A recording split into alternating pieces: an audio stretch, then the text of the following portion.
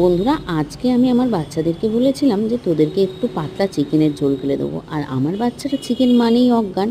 তো তার জন্য ওদেরকে চিকেনের পাতলা ঝোল করে দেবো বলে চিকেনের রেসিপিটা শেয়ার করতে চলে এসেছি বন্ধুরা। তো চিকেনটাকে বানানোর আগে চিকেনটাকে একটু লেবু আর পাতিলেবুর রস, লবণ হলুদ মাখিয়ে একটু রেস্টে রেখে দিই যাতে চিকেনটা নরম হয়।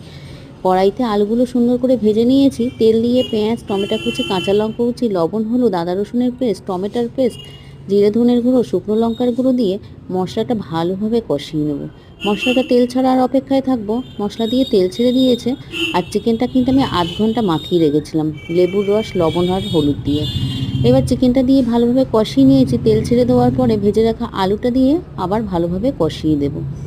আর আমি চিকেনের যে জলটা ইউজ করব এটা কিন্তু গরম জল।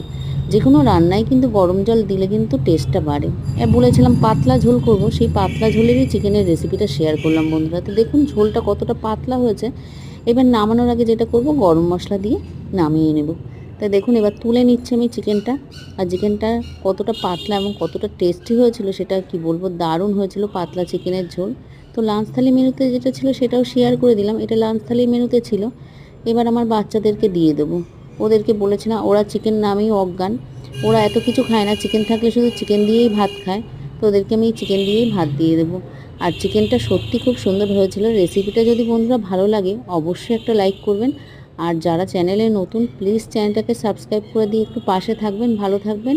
মাঝে সাঝে এরকম তেল মশলা চিকেনের থেকে এরকম পাতলা চিকেনের ঝোল করে খেয়ে দেখবেন বন্ধুরা, দারুণ লাগে। তো আমার বাচ্চাদের তো খুব ভালো লেগেছে। রেসিপিটা যদি ভালো লাগে অবশ্যই একটা লাইক করবেন।